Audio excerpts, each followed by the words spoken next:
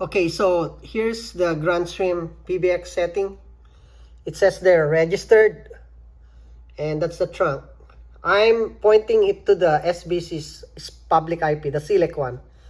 So let's go to the settings of that one. Right. I have two extensions, 101 and 102.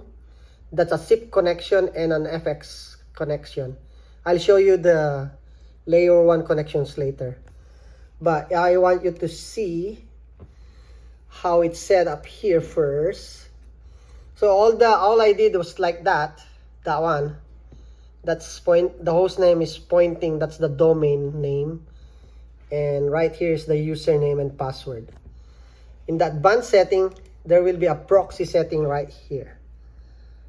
There. All right. So we go to the configured SIP bindings. This is all you do on the CFS. So very important, instead of static IP, you will see learns contact details. You set that to true.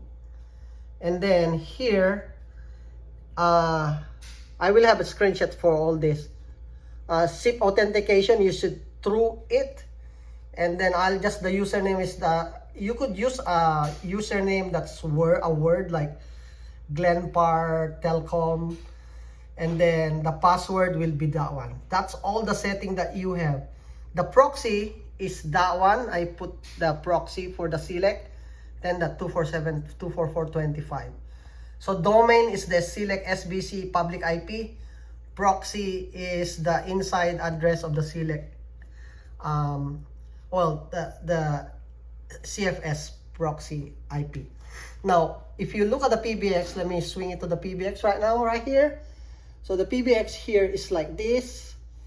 That PBX line is connected to that SIP binding. So there's no special thing here, but because you're just saying, hey, I'm gonna connect to that SIP binding that's dynamic. It has no public IP. Let me go back. It is that. These are all populated after it connects to the Grandstream on the other side. Okay, so let's go to the physical connections on this setup. Right here is the Grandstream. That's the inside IP of the Grandstream 3.12. That's coming from my Asus router.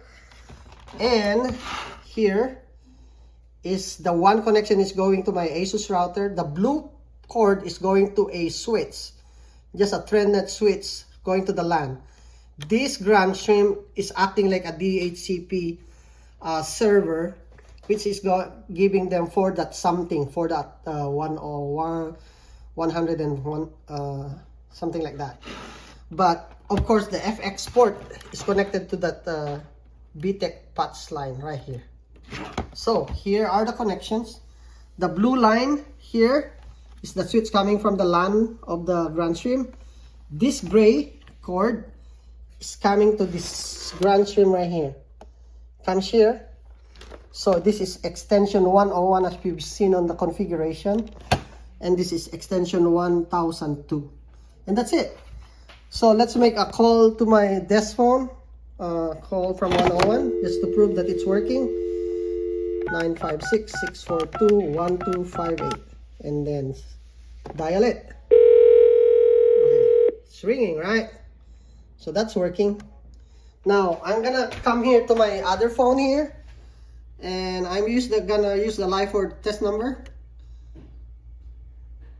and I'm gonna call 956-699-3070, and then that's the pilot number. And we come over here.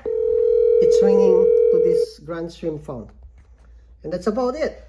The principle will be written in Word, and Stuart from Metaswitch said you're just connecting just like an ordinary phone, but it's all dynamic on the other side. So let me answer that one. Okay, end call. All right, that's about it. You will see this one on the documentation. Thanks. Bye.